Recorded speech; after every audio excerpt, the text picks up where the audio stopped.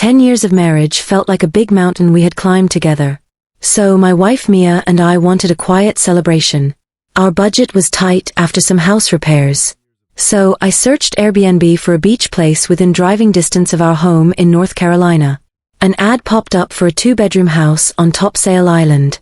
Oceanfront, private deck, modern kitchen, listed for roughly a third of the normal price. The owner, a man named Caleb Shaw, explained in a chat that a last-minute cancellation left the week open, so he was passing the savings on. The deal looked too good, yet the reviews were mostly 5 stars and recent. We booked it. We arrived on a sunny Sunday afternoon in late October. The house sat at the end of a narrow road that led to dunes. It was lifted on stilts like most places there, painted light gray with a white metal roof. Inside smelled of new paint and salt air. Caleb kept communication friendly, but distant. He left the key in a lockbox and texted a short welcome message reminding us of quiet hours after 1000 p.m. We unpacked, walked the shoreline, then grilled shrimp on the deck while watching the sunset. Everything felt perfect. The first 2 nights were calm. We slept with the deck door cracked so we could hear waves. During the day, we drove to a small seafood market, read books and hammocks, and took photos of pelicans diving for fish. It felt like the low price was pure good luck. On the 3rd night, a storm rolled in fast. Around midnight, lightning flashed like strobe lights behind thick clouds. Thunder med so hard the house seemed to shake on its posts. Just after 1 a.m., Mia nudged me. Through the roar of rain, we both heard the back door handle rattle. A clear metallic jiggle. Pause. Then another attempt. I sat up, my heart racing, but I reminded myself that the wind can make odd noises. The door stayed shut. After another loud thunderclap, the sound stopped. We eventually fell back asleep. Morning sunlight revealed something we hadn't expected. A wet trail began at the back door, leading 6 or 7 barefoot prints across the tile toward the hallway, then back again as if someone entered, wandered a few steps, and left. The door was locked from the inside the same way we'd left it. We stared at the prints, not speaking. Finally, I wiped them up with paper towels and snapped photos on my phone. I messaged Caleb asking for the outdoor camera footage. On the listing, he'd advertised a system covering every exterior door. He replied within an hour, "Sorry, cameras offline since yesterday. Power surge knocked them out, waiting on replacement parts." He apologized for the inconvenience and offered to send over his handyman, but we said we'd handle things. I wasn't ready to abandon the trip over one strange incident. That night, the rain stopped. Yet, around 2 a.m., the same handle noise echoed through the house. This time we both sat up instantly. Again, nothing happened beyond the short rattling. Dawn brought another set of damp footprints. They were faint, but matched the size and shape of yesterday's prints. We spoke little over breakfast. A tightness hung in the air. On the 5th day, we agreed to stay awake past midnight to catch whoever it was. I brewed a pot of strong coffee and set 2 patio chairs in the dark living room facing the back door. We killed the lights and waited with only the glow of the microwave clock. Just after 1 a.m., rain began hitting the windows. Soft at first, then harder. A flash of lightning lit the dunes. In that split second, I saw a lone figure at the edge of the deck stairs. He was tall, shoulders hunched, hands tucked in pockets. We ducked below the windowsill. My pulse hammered in my ears. 5 minutes passed. Another strike of lightning lit the living room for half a second and we saw the figure closer right outside the glass door. Something tapped the deck rail. Then from the opposite side of the house, we heard the front door knob turn. A quiet click followed like a key sliding into a lock. The door creaked open a few inches, then shut gently. We scrambled toward the bedroom, pretending to move half asleep. I slipped under the covers, leaving just enough moonlight through the blinds to watch the doorway. Footsteps moved down the hall, slow, unhurried, heavy. The bedroom door pushed open. Caleb Shaw walked in. I recognized him from his host photo. He wore dark jeans, now soaked at the cuffs, and a white t-shirt plastered to his chest.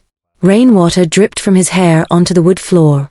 He stood at the foot of the bed, hands dangling at his sides, breathing slowly, eyes fixed on us.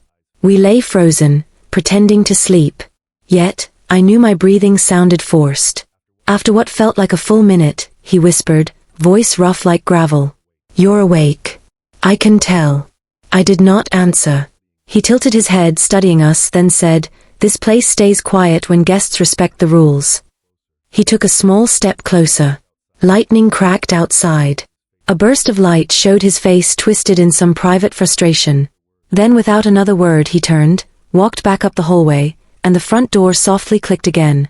Silence except for rain hitting the roof. Mia trembled next to me. I forced myself to count to 30, then whispered for her to grab only essentials. We snatched wallets, phones and shoes, leaving clothes and groceries behind. I opened the car door as quietly as possible and backed down the driveway with headlights off. When we reached the main road, I hit the gas. We drove through the dark for almost an hour until we found a 24-hour gas station.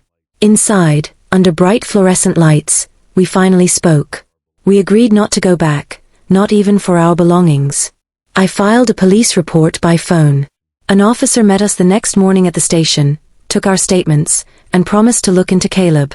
They warned that because he technically had key access and hadn't threatened violence, charges might be tricky. Airbnb support refunded the remaining nights and said they would investigate. Weeks later, a detective called to confirm Caleb Shaw had previous complaints, unauthorized entries, missing items, but no one had pushed the case. Hearing that felt worse than the night itself. He was still out there, maybe renting the place under a new profile. I kept the photos of the footprints in the text thread, but we never got our clothes back. The trip that was meant to celebrate 10 good years became a lesson. A cheap listing is sometimes cheap for a reason, and stranger danger can wear a friendly host badge. Since then, we only book hotels for vacations, places with a lobby full of night staff, and we always block every door, even when it's not raining. Before we dive into the next story, a quick request. If you want to support this channel, please consider joining the membership. Members get early uploads, bonus stories that never go public, and the chance to vote on future topics. Your support covers the late-night research, recording and editing that keep these true horror tales coming. Just hit the join button below to see the perks. Thanks for being here. Now back to the story. A few months ago, I was between jobs and needed a quiet place to finish a freelance project. The cheapest option I found was a small stilted beach house listed on a rental app. It sat alone on a strip of North Carolina coast that is busy in summer but almost empty in late October. The listing said the owner lived 2 hours inland and left a lockbox key. I liked the idea of the breeze and sea noise while I worked, so I booked 7 nights. I arrived on a windy Sunday. The sun set early, turning the water dark gray. Inside the house, everything felt basic but clean. 1 bedroom, a small kitchen, and big windows facing the ocean. There was no television, only spotty cell service and a router that worked when it felt like it. I unpacked, made a sandwich, and told myself the emptiness was peaceful, not lonely. The first 2 nights passed without drama, just the usual creaks of an old wooden structure and the steady rumble of waves. I worked until midnight both evenings, and slept hard. At 3:07 a.m. on the 3rd night, I bolted upright to the sound of a scream. It was high, sharp, and so sudden that my heart felt punched. I rushed to the front window that looked over the porch and the sand beyond. The glass was fogged from indoor heat, so I wiped a clear circle with my palm and pressed my face to it.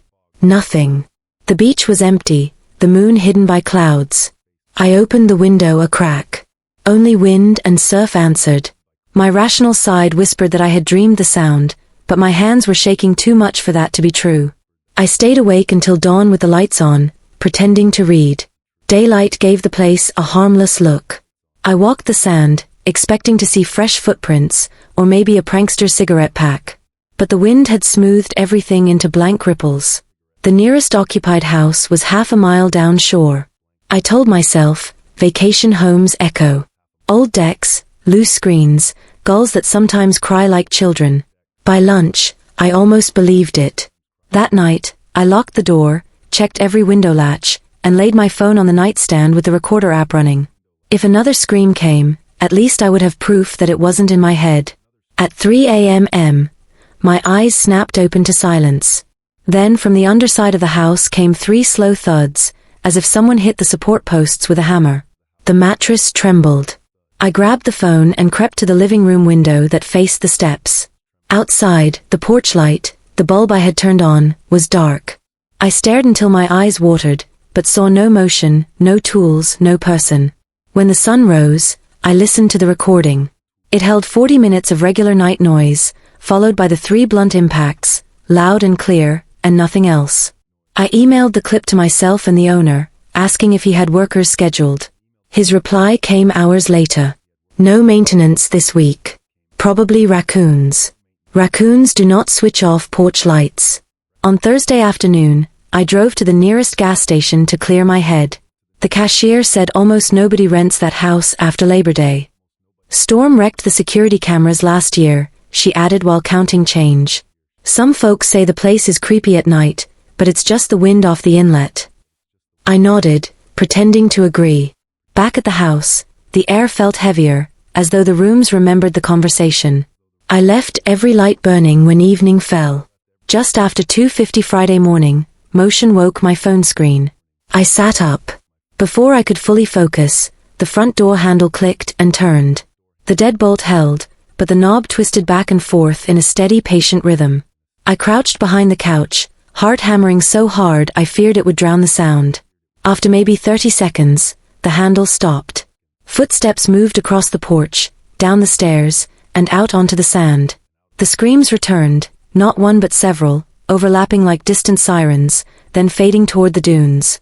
15 minutes later, I found the courage to open the door. A single wet footprint sat on the porch boards, pointed toward the water. The rest of the wood was dry. No tracks on the stairs, none in the sand, only that one mark as though the owner stood on one leg. I decided the stay was over. I threw clothes into my suitcase and hustled to the carport. My car would not start, battery completely flat, though it was new. I locked myself inside the house, called 911, and waited with a kitchen knife. Deputies arrived just before dawn. They searched under the house along the beach and even flew a drone over the dunes. They found nothing. One deputy, older, asked if I knew about the surfer who drowned off this stretch last fall. He got caught in a rip current on a foggy night. Friends heard him screaming, but could not locate him in the darkness. His body washed up 3 days later, a mile north. The deputy said locals sometimes report hearing cries on stormy nights. The sea makes weird echoes. He wrote the case as an unfounded noise complaint and left. I checked out that morning. The owner met me to return the deposit. He looked tired, almost apologetic, and said he planned to raise the foundation and add new cameras before next season. I did not tell him about the footprint or the dead car battery. I only wanted distance.